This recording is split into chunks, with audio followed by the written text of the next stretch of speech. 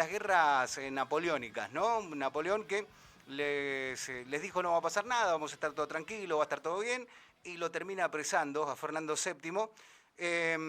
Y bueno, y empieza a complicar un poco la estructura del imperio español en Latinoamérica principalmente. Y aquí había un virrey, el virrey Baltasar Cisneros, que se hacía con el poder y era también un poco ingrato con la sociedad argentina del momento.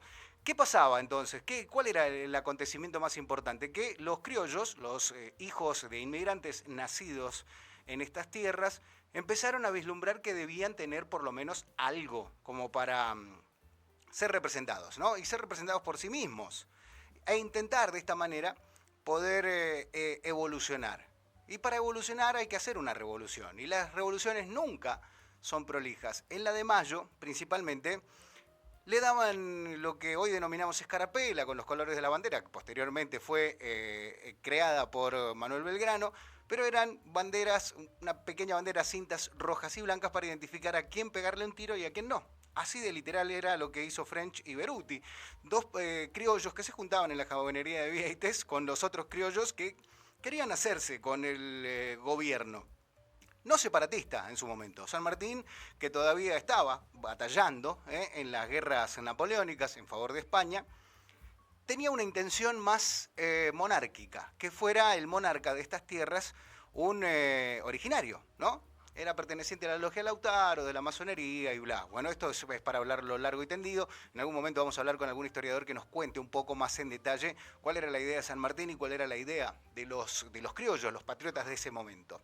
Cornelio Saavedra, que era el que manejaba uno de los regimientos más importantes en el puerto de Buenos Aires, le dijo a Cisneros que no le iba a apoyar si no había un gobierno de cabildo abierto con participación y cabeza de los criollos, ¿no? Bueno, le pega una bigoteada a Baltasar Cisneros y define tener un gobierno, pero con él a la cabeza. Días posteriores se define y se decide que el gobierno patrio, el primer gobierno patrio, una revolución no separatista, de Fernando VII fuera encabezada justamente por Cornelio Saavedra. A partir de ahí se empieza a gestar la revolución que en un futuro, en el 9 de julio, se transforma en la independencia del yugo español. Y cuando hablamos de independencia, también la independencia económica tiene una importancia. Y en la República Argentina, en estos tiempos, 7 de cada 10 argentinos están endeudados. Escuchaste bien, no es una locura lo que estoy diciendo. 7 de cada 10 argentinos están endeudados. La pregunta que se hacen todos es, ¿pagar es la única opción en los términos que te indican que tenés que pagar? Si pagás el mínimo, no podés llegar a fin de mes. Bueno, crece la morosidad y crecen las dificultades económicas. Por supuesto, las personas reciben intimaciones, acosos y demás por mail, por llamado, a tu pariente, a tu jefe, a todos les llaman para cobrarte. Lo tenemos al doctor Lucas Bianco, abogado él, que gentilmente está con nosotros para orientarnos un poco al respecto de esta situación. Doctor, buen día. Francisco Paz lo saluda, gusto de charlar con usted nuevamente. Gracias por estar ahí. Buen día. Gracias por acompañarnos, doctor. En la introducción, dije bien, la independencia económica se pierde cuando aparecen este tipo de deudas en la República Argentina en estos tiempos. Sí, por supuesto, nadie es libre de envolverse en la vida si no tiene la libertad económica para tomar decisiones.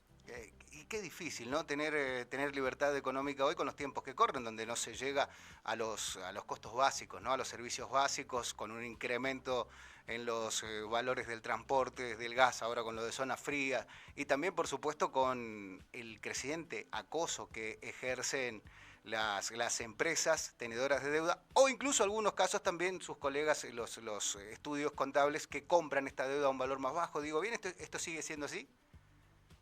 Sí, las deudas que están prescriptas, generalmente las grandes entidades venden la cartera de deudores a estudios, que en definitiva se lanzan a hacer llamados en cadena masivos, que, bueno, aprovecho para comentar que no tienen ningún tipo de posibilidad de reclamo. Por eso compran estas carteras de deudores incobrables y se dedican a hacer estos cientos de llamados molestos y amenazantes, pero en verdad no tienen ninguna capacidad jurídica de cobro. Por eso siempre es importante consultar al profesional Claro. y, como bien decías, pagar no es la única opción. Siempre yo recomiendo hacer las consultas pertinentes, porque en primer lugar, como es el caso este de las carteras de incobrables, lo que ocurre en estos casos es que son deudas prescriptas. Ajá. Entonces, si es un profesional, lo primero que va a hacer es chequear si la deuda está prescripta o no. Aplica también mucho a multas de tránsito, porque por ahí nos llega una vieja multa de Córdoba de un viaje y Claro. está prescripta, y sin embargo el gobierno provincial de Córdoba las reclama y las reclama. Nosotros en el estudio lo llamamos el PSP, por si pasa. Reclama porque siempre hay alguno que va a cobrar, que va a pagar. Claro, lo que pasa es que, doctor, yo estoy a punto de cumplir 50 años ahora en septiembre. Y en mi crianza era honrar las deudas, y hay que pagar como sea. Y muchos se toman esto. Ha pasado con algunas fintech, ¿no? Que tienen abusivamente un interés financiero por deuda. La verdad que si uno se pone a pensar es casi usurario. Digo, y uno intenta pagar hasta que no puede pagar más, y cuando no puede pagar más, emocionalmente uno se transforma el daño moral que le produce a la familia, en el trabajo, la vergüenza, ¿no? Que le embarguen el sueldo y demás, ¿no? Esto debe ser una constante también que le consultan sus clientes. Qué bueno que te entreviste a alguien que está informado, porque lo segundo que chequeamos después de la prescripción es el tema de los intereses. Claro. En primer lugar, ver si la liquidación está efectuada correctamente, que podría no estarlo. Ujú. Pero también chequear que los intereses no sean abusivos, porque eso es una cuestión jurídico-legal. Los intereses no pueden pactarse libremente. Hay numerosísimos fallos y después principios generales del derecho que impiden el cobro, y esto tiene que ver mucho con los valores cristianos que impregnan nuestro ordenamiento. El interés abusivo no es legal. Entonces, también es un segundo filtro que hacemos los profesionales a la hora de analizar una prescripción primero, intereses segundo y tercero, que no sean abusivos.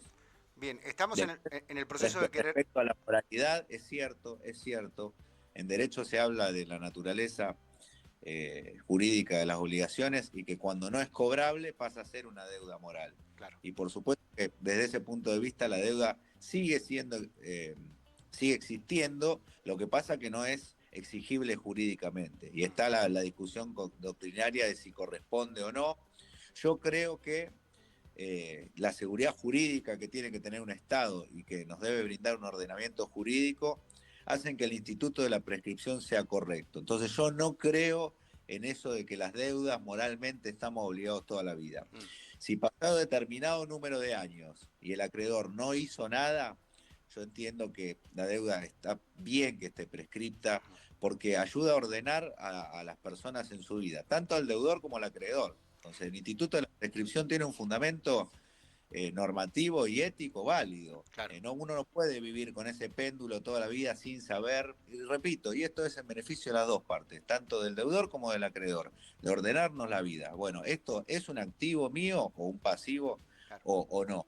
Entonces, todo el tema de que el compromiso moral, me parece que no. Si la persona pasó determinado número de años y no reclamó, tanto no lo necesitaba.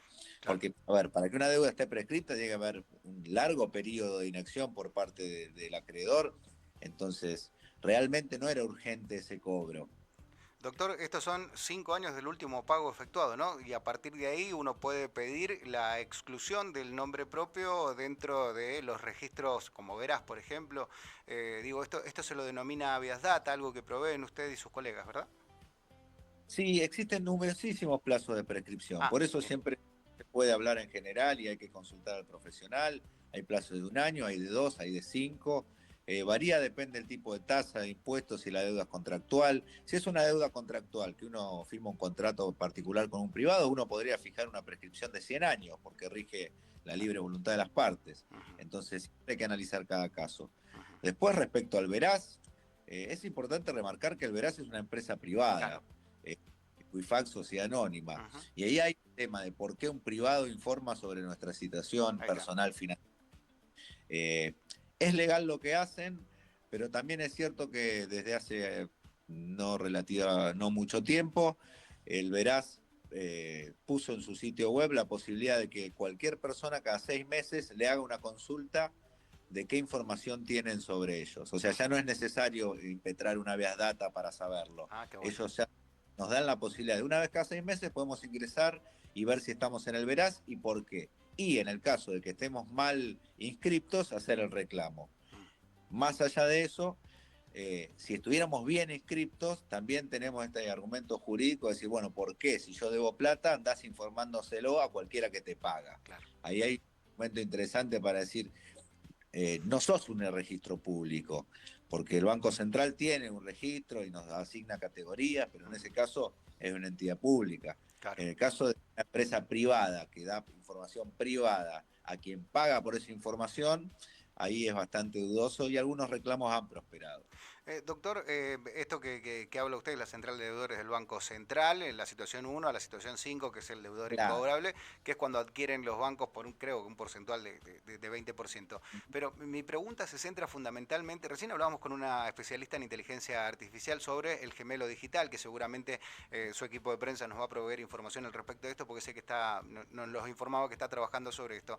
También la peligrosidad del manejo de datos y para qué, como bien decía Equifax, o también Gnosis, o tantas otras, que tienen la posibilidad de utilizar nuestra información en detrimento o en beneficio de sus intereses privados, como cuando algo debería ser público y nada más que eso. Digo, cuando nos sentimos acosados o cuando sentimos que llaman a nuestros padres, a nuestros hermanos, a nuestros cónyuges, a nuestros jefes, incluso hasta vecinos, para intentar un cobro con una quita de intereses. ¿Esto está tipificado por la ley? ¿Está bien? ¿Está mal? Hay una empresa muy conocida, la voy a llamar con otro nombre, Deudores Sí, Incobrables, señor. que decían que hacían eso, pero la verdad es que te mandaban a los muchachos de la barra a apretarte y era un delito lo que hacían. Sorprendía que saliera su publicidad en programas de primera línea, de televisión. Claro.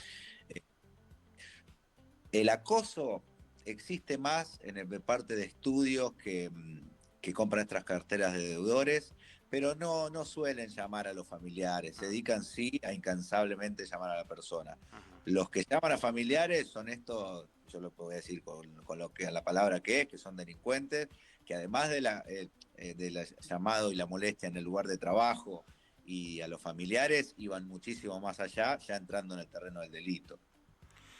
Doctor, ¿y qué pasa cuando hay intereses abusivos, deudas prescriptas, documentación incompleta o que emitimos un pago, hicimos un pago y el pago lo absorben, se lo comen los intereses? ¿Hay forma de defenderse? ¿Es caro que una persona se defienda? Porque obviamente lo que no tiene es una prestación dineraria o una libertad financiera como para asumir ciertos costos de pago, pero termina siendo, por ejemplo, el mínimo de la tarjeta. No puedo pagar el total, pago el mínimo de la tarjeta, el mes que viene pago el mínimo de la tarjeta, el mes que viene no voy a poder pagar el mínimo de la tarjeta porque ya ese monto de interés supera el monto que hubiese pagado de la cuota pura, ¿no? Sí, con el tema del mínimo de la tarjeta, por la ley de defensa del consumidor, las entidades tienen el deber de informar bien a los consumidores y me parece que con el pago del mínimo de la tarjeta hay un gran incumplimiento de este deber de información. El usuario lo hace sin saber lo que está haciendo. No conozco algún reclamo al respecto, pero me parece que quien lo haga va a prosperar. Porque si ha habido fallos en los cuales la gente medio engañada entrega voluntariamente los datos de sus cuentas bancarias y se las vacían y se ha condenado a la entidad bancaria a resarcir, incluso, repito, cuando uno ha entregado voluntariamente sus claves, si se ha sancionado igualmente la entidad bancaria en base a este deber de información de la ley del consumidor, la justicia ha sido clara, le ha dicho, bueno, si usted está al tanto de que existen estos cuentos del tío, usted debe invertir el máximo del presupuesto disponible para alertar a sus clientes de que esto puede pasar. Por lo tanto, si pasa, es responsabilidad de ustedes. Entonces, si hasta ese punto la justicia condenó a las entidades bancarias, en un caso como en el del pago mínimo por esta falta del deber de información, yo creo que un reclamo prosperaría, no conozco ningún caso, pero sería de un fundamento técnico muy sólido. Interesante esto que dice, doctor, y le traslado un comentario que nos llega aquí a la radio y dice: buen día, soy empleada pública y en teoría me deberían descontar solamente el 20% de mi sueldo por la deuda que tengo en un préstamo personal, y mi hijo, que tiene una asignación universal, un plan social, le descuentan también el 30% por una deuda, y terminan entre las dos cosas quitándonos todas las posibilidades de vivir y asumir nuestras responsabilidades de servicios básicos. ¿Hay alguna forma de reclamar?, preguntan. Por la ley de ética no puedo opinar de un caso que no conozco Bien, y tampoco sin cobrar porque sería competencia desleal con los colegas y claro. también es una falta disciplinaria. Pero sí debo decir que para todo este tipo de casos existen formas de reclamar, hay que reclamar. En el caso de que no se pueda contratar un abogado particular, los colegios profesionales proveen asistencia, siempre y cuando uno pueda acreditar que no tiene los ingresos suficientes para contratar un particular. Si no, defensa del consumidor, se puede acudir sin patrocinio letrado, no es necesario un abogado y la mayoría de las oficinas de defensa del consumidor trabajan muy bien. Lo que sí es cierto que por ahí los tiempos y el día a día de cómo va siempre va a estar mejor suplido por el profesional privado, Claro. pero pues los colegas que trabajan en estos servicios pro bono son excelentes. En ese sentido, no hay mayores diferencias, más allá de que, bueno, la molestia de las colas, las esperas y por ahí que el profesional no está a su disposición las 24 horas, como sí podemos estarlo los privados. Claro. Pero yo creo que para hacerle los reclamos en estos casos, no es óbice el no tener el dinero para contratar a un profesional particular. Un detalle no menor el que dice, doctor, Y por un... sí, sí puedo aclarar sin contestarle a esta persona en concreto, porque está esa creencia que hay un límite fijo para embargar y la verdad es que no es fijo el límite. Ujú, Si yo tengo un sueldo que estoy, no quiero decir millonario, pero bueno, para que se entienda la idea, el porcentaje puede llegar a ser del 50, del 60, del 70. No hay un límite establecido por ley. Sí es cierto que los límites que predominan rondan el 20, el 30%, pero no existe ninguna norma que establezca un límite en concreto porque hay que analizar cada caso en claro. particular. Doctor, ¿el sistema financiero se aprovecha un poco de esto? ¿No? ¿Se aprovecha, digo, del desconocimiento que existe también? El sistema financiero se aprovecha y lo hace adrede. Yo dudo que empresas, esto soy convencido, que empresas tan grandes, incluso algunas internacionales, cometan tantos errores. Me Mm, parece que eso es política de empresa. Y vuelvo a lo que te decía hoy, que en el estudio le decimos el PCP. Ellos sabiendo que 9 de cada 10 personas no van a hacer el reclamo, ellos cobran mal, cobran rubros que no deben, porque saben que solo uno va a reclamar y en el caso del que reclama se le hacen un poco difícil, pero a la larga terminan reconociendo y pagando. claro. Bueno, hasta que la gente no empiece a reclamar masivamente, las políticas de la empresa no van a cambiar, porque las estadísticas se acercan a eso. 9 de cada 10 personas pagan mal, algunas sabiendo, otras sin saber, y la empresa siguen cobrando mal, adrede. Mm.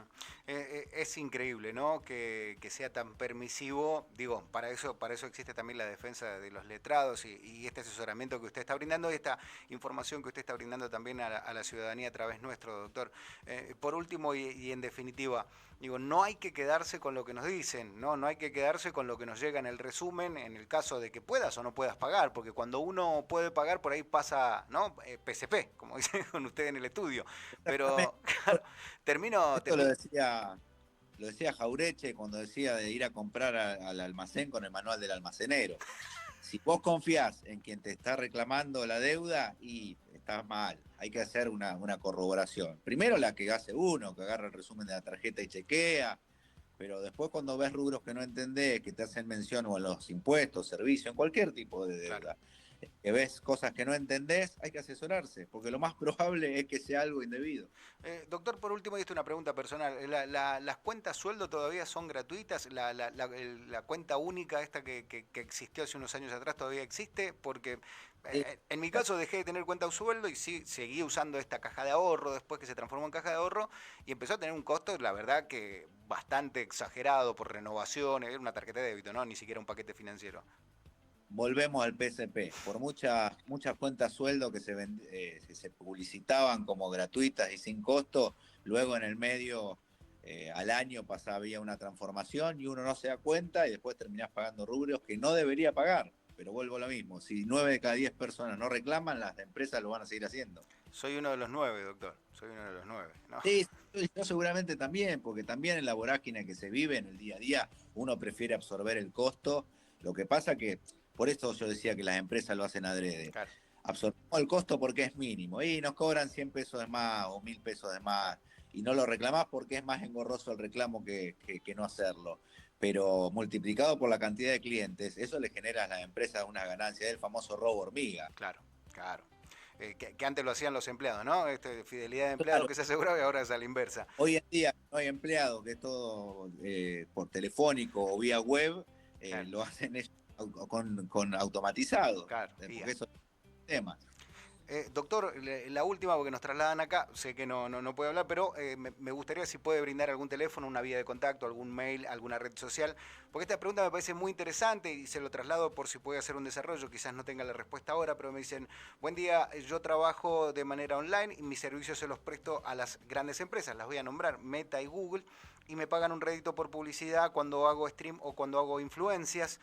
¿Hay alguna forma de que no me roben el 50% de lo que me pagan las empresas en el extranjero? Todo un tema también, ¿eh? Es un tema muy interesante y muy novedoso y son nuevas formas. Bueno, hablaba hoy un poco de inteligencia artificial. Ahí, en principio, pasó hace poco el último fallo sobre Uber, en el cual en Ciudad de Buenos Aires se los manda a tener la misma regulación que los taxis y los remises. Y lo que argumentaban ellos es que eran dos privados que convenían otra cosa. Claro, En este caso, en definitiva, al principio parecería que vos pactás con la empresa aceptar ese 50% y por lo tanto estás obligado a pagarlo, claro. por más de que sea público. Pero es un lindo argumento legal para plantearlo, es un fundamento técnico muy sólido, es decir, che, es mucho, o vos solo me estás dando la posibilidad de, solo la plataforma, y el 50% parecería abusivo, y bueno, el abuso del derecho es un principio y está vedado, no se puede realizar. Claro. Sería un planteo para hacer. Teniendo presente, porque me acabo de volver en sí o en mí, y cuando Google Limited nos paga a nosotros por el stream y por la web, Ujú. por AdSense, que es el servicio de publicidad que prestan nuestros sitios web, por Claro, cada $100 nos quedan limpios $60. Es casi el 50%. claro. Es mucho, doctor. Es mucho también la temática de quién tributa y a dónde, porque por ahí ustedes tributan, pero la plataforma, ¿por qué tributa en otro país cuando debería hacerlo en el nuestro? Ahí está. Es una temática muy, muy interesante, también es muy novedosa. Yo siempre digo lo mismo, todas estas cuestiones, hasta que no llegue un fallo a la Corte Suprema de Justicia de la Nación, no van a estar saldadas. Pasó con Uber, pasó con Rimax, Claro. son casos paradigmáticos. Y acá de Eh, administración, Mónica me dice, y no te olvides que encima nos sacan el 3,5% de la provincia y el 3,9% si es multilateral. Es un montón, doctor. Es demasiado, a ver, la presión impositiva en este país es en todo rubro demasiada. Se da siempre el ejemplo que cuando compras un auto la mitad es impuesto, o sea, por el mismo dinero en otro país comprarías dos. Claro. La presión fiscal en este país atenta contra todo proyecto del país. Doctor, la verdad, muy grato poder charlar con usted. Seguramente vamos a tener algunas entrevistas nuevamente porque son muy novedosos los casos y además amplía el espectro y libera un montón de mitos y dudas que quedan en la ciudadanía. ¿Alguna vía de contacto donde puedan comunicarse con su estudio, doctor? Tanto en las instituciones que pertenezco como para mis redes o mi estudio, mi nombre puesto en Google, ya soy un personaje medio público, así que es muy fácil contactarme. Lo difícil sería no contactarme. Y quiero agradecerte, siempre charlar con vos es muy grato, es muy fácil realizar una entrevista con alguien que está tan informado, así que te agradezco por eso y quedo a tu disposición para lo que necesites del tema que sea siempre. Doctor, Asociación de Abogados Penalistas, ¿verdad? Sí, correcto. Bien, también es un tema importante, seguramente abordaremos el ámbito penal porque bueno, hay un sinnúmero de preguntas que nos llegan respecto de las denuncias penales, cómo defenderse, si la deuda, recién nos preguntaban si la deuda es un delito penal, no es un delito la deuda, ¿no? Esto para clarificarlo en el final.